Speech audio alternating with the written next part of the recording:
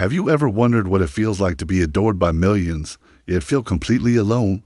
That was the paradox of Marilyn Monroe's life. She searched desperately for love, but the very fame that made her an icon made true connection almost impossible to find. This is the story of her heartbreaks, her hopes, and the crushing loneliness she faced behind the dazzling smile. As Marilyn Monroe's star ascended into the Hollywood stratosphere, her personal life became a fragile, intricate dance of hope and disappointment. The world saw a goddess of the silver screen, the embodiment of glamour and romance, but behind the scenes, Marilyn was just a woman longing for something simple and profound: stability, understanding, and a love that saw beyond the celebrity. She craved a genuine connection that wasn't filtered through the lens of fame.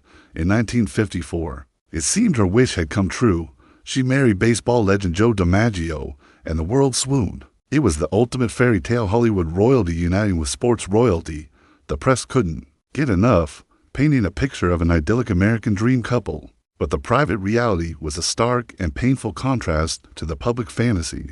Joe, a private and traditional man, struggled immensely with the sheer scale of Marilyn's global fame. Her bombshell image, the provocative role she played, and the relentless, adoring attention of the public created a chasm of tension and insecurity between them. He wanted a wife at home. The world wanted a superstar. The infamous scene from The 7-Year Itch, where her white dress billows up over a subway grate, became a major point of contention. The crowd's ecstatic reaction reportedly sent Joe into a rage. The arguments grew more frequent, the pressure more unbearable. He couldn't reconcile the woman he married with the symbol she had become. The dream marriage collapsed under the weight of fame, lasting a mere 9 months. The divorce was a public spectacle, and Marilyn was left to navigate the wreckage, carrying not only the heartbreak of a failed love, but also the heavy burden of public scrutiny.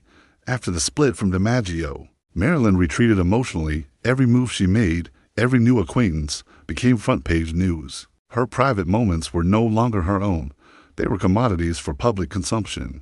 This constant invasion of her privacy made it nearly impossible to build trust or find solace. The loneliness deepened, a quiet companion that followed her everywhere. Yet, she refused to give up on love.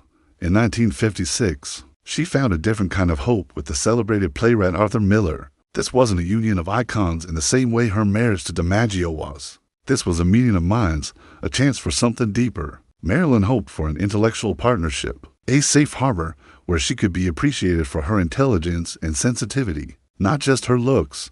She sought emotional safety and an acceptance that looked past the Marilyn Monroe persona. For a time, it seemed she had found it. Miller admired her vulnerability, her sharp mind, and her genuine passion for her craft. He saw the person beneath the image, and for the first time in a long time, Marilyn felt truly seen. She embraced a quieter life, studying acting in New York and surrounding herself with artists and intellectuals. It was a period of growth and relative peace. But fame is a relentless force, an isolating tide that erodes even the strongest foundations. As Marilyn's own insecurities continued to plague her, the marriage began to strain. She suffered heartbreaking miscarriages, which took a severe toll on her emotional and physical health. The exhaustion from her demanding career was constant. Hollywood's demands didn't slow down. They intensified, pulling her back into the very whirlwind she was trying to escape. Her growing reliance on prescription drugs to cope with anxiety and insomnia created further distance between her and Miller. Over time, that initial intimacy was replaced by a quiet, painful emotional distance. He struggled to handle her volatility and deep-seated fears of abandonment. As she felt, he was becoming more of a caregiver than a partner. By 1961, their marriage also ended in divorce. Now twice divorced and in her mid-30s, Marilyn found herself more famous than ever, yet more profoundly alone. The circle of people around her grew, but the number of people she could truly trust dwindled to almost none. Loneliness wasn't just a feeling, it became a constant state of being. It is crucial to understand that Marilyn's relationships didn't defail simply because she was broken or difficult, as so many have claimed. They struggled because her colossal fame acted as a magnifying glass, amplifying every insecurity, every misunderstanding, and every crack in the foundation. It stripped away the privacy and normalcy that are essential for any relationship to survive and thrive.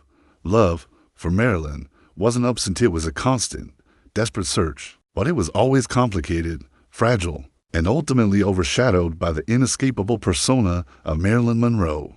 She was trapped in an image, yearning for a connection that the world, in its adoration, made impossible. She searched for love to feel safe, but for Marilyn, safety remained just out of reach. In our next episode, we'll explore the final years of her life, her escalating health struggles, her emotional exhaustion, and the quiet warning signs that, tragically, no one wanted to see. Thank you for watching, and be sure to subscribe so you don't miss the conclusion to Marilyn's story.